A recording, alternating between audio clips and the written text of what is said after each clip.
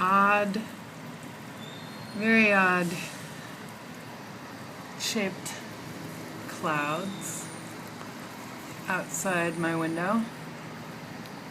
It is July 27th, 2012, the first day of the Olympics. And I do see very odd shaped clouds. They're beautiful. They look very dramatic, very Renaissance. I have to say, very Sistine Chapel type clouds. We don't usually get this dramatic an assemblage in New York. This is the beautiful thing I'm seeing right now. It's just magnificent.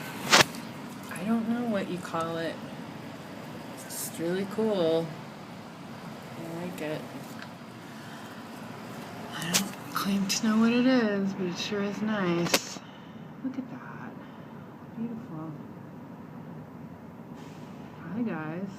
If you're somebody who's not actually a cloud, and even if you're just clouds, hi anyway. I like you. You are neat.